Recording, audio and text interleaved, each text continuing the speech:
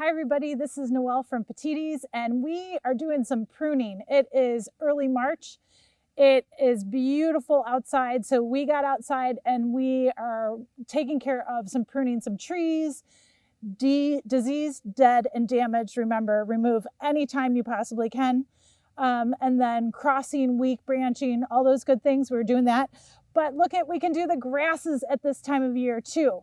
The whole idea with ornamental grasses is that they look great, usually midsummer, going into fall. They provide winter interest, as you can see behind me. So keep them up over the winter. Don't get me wrong, if they're floppy for whatever reason and you want to get them out of the landscape, I totally understand it. But this is what they're for something to look at over the winter. But when it comes late winter, early spring, you want to get down and really take them very, very low to the ground.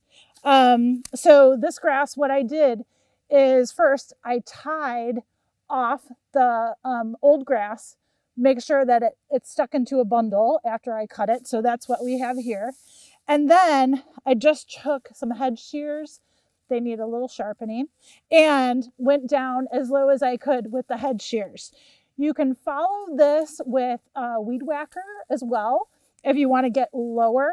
And then follow everything with a nice rake, leaf rake. Try to clean out all the old wood. Believe it or not, this grass is already starting to grow and produce green.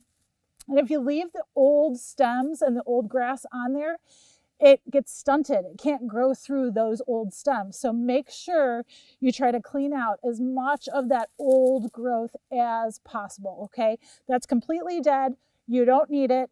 And all your new grass is going to want to come up and grow right through there. So get that done as soon as you can, late winter, early spring, and you'll be really happy with your grasses. Enjoy.